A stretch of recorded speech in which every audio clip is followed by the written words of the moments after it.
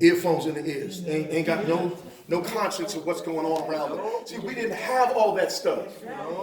We couldn't afford it, number one. We made games out of We sure did. liquor bottle tops. Come on, we sure Playing did. Skelly. Playing Skelly. Our games was Coco Livio 1, 2, 3, round up.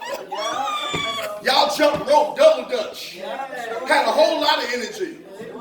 With the electrical wires, right? Had that With kind of the wires. From We the get round up. front end. We used to chase people for blocks. Walk for Go from Bushwick, right. I used to walk from here home. From Crown Heights to Bushwick. Had no problems. What they doing now? Uber? Yes.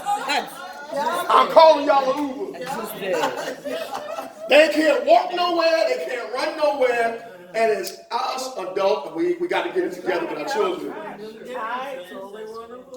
So Haynes says this, and he's real good. He says you got to have an eternal focus. When you surrender to God, you are shifting your focus. You are moving away from focusing solely on what's temporary. That's right. A lot of our energy is being wasted on temporary stuff.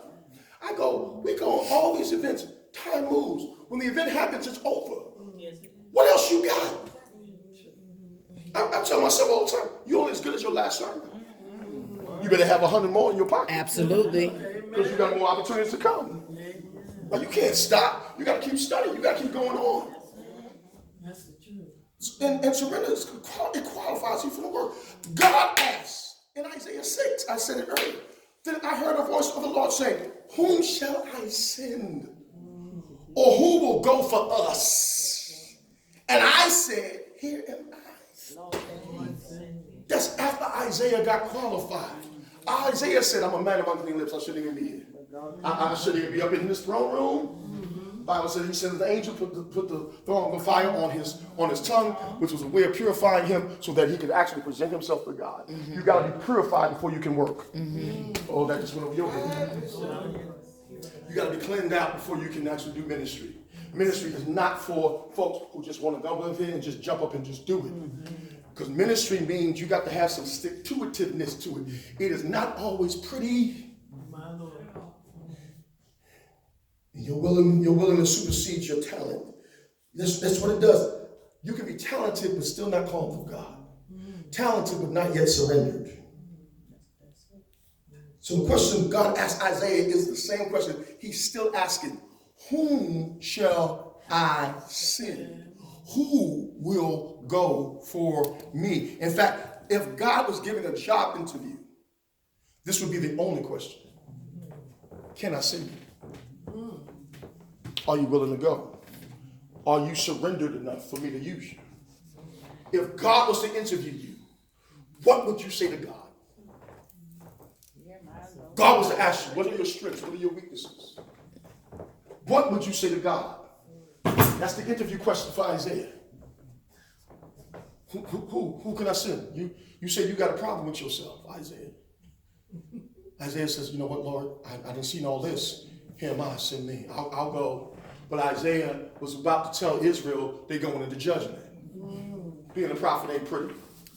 I got to tell these people the truth. Preaching ain't always pretty. I got to tell people the truth. I got to show them the reality of what the real deal really is. People want these pretty nice, give me a card, say something about me, give me a word from the Lord. God is giving you a word. Get yourself together. Get it together so I can qualify you so that I can use it. Because the reality of it is, nobody in here is qualified. Amen. I'm not even qualified to be up in here. I'm not qualified to worship. He qualified the unqualified, the Lord. Because why? His son lives in here. His blood is on me. He don't see me. He sees his son. That's why you're saved, born again by the blood. You have been purchased with a price. You are no longer, watch this, yours. You are his temple. But he cannot live in an unclean temple. Chapter 10. Unclean temple. Go ahead, Bishop. So God qualifies you for God's work. That's why he's a potential by the living sacrifice. Living sacrifice. We're going to say it again on Sunday. I have to preach on these surrenders. He surrenders because you have to surrender because it exposes what's inside of you so he can change it. He's not trying to put you on blast. He's not trying to condemn you. And I think that's what we got to stop as Christians doing. Stop trying to condemn folk when he brought us out of sin. Yeah. Amen. She preached it well on Sunday. She said in Romans 7, I believe, or further down, where Paul has this wrestling with himself. Yeah, Romans 7. He has this wrestling with himself. Paul, the apostle, says, listen, I'm trying to do what I need to do, but I can't find myself doing it. Yes, Lord. Paul says, look, I'm a wretched man, Mom. I'm just wretched because, whenever I try to do good, evil is present right there with me. I want to do what's right, but evil is right there. So who can deliver me? Let me show you why you got to be surrendered. You've got to surrender because you can't deliver yourself. Y'all just missed that. The secret to overcoming is letting him live in you. Letting him do the work. As Yvette said about the fast, it made me look at things a different way. Why? Because my focus was on God. That's right. When I focus in on God, it causes me to do what he wants me to do. But he's got to do that in me. I don't care how. It's not about just trying to be good and trying to do good. Paul calls it evil, present with him. Which means wherever I go, it's right there. And the only way I can get delivered by this is that Jesus has to do this deliverance. And that's what we got to stop pressing on people who may be struggling with an issue. Because you got to let God work it out in their lives. Amen. Maybe you did get delivered from smoking like that, or drinking like that. Right? Or other sexual sins that come up. But by the way, sex ain't the only sin you can go to hell for. I mean, we gravitate to that because that's sins of the flesh. And that's the only sin in the Bible where Paul actually says you need to flee from. He said, don't be caught up in it because you ain't going to be able to make it. That's what Paul's like one of those, he's real about it. He said, listen, you need to run out the room. you need to bust a move like Joseph and just run. It's the only sin in the Bible he says you got to run from because there's too much of your nature, your flesh that gets involved in that you cannot resist. He says to run from it. He says flee fornication.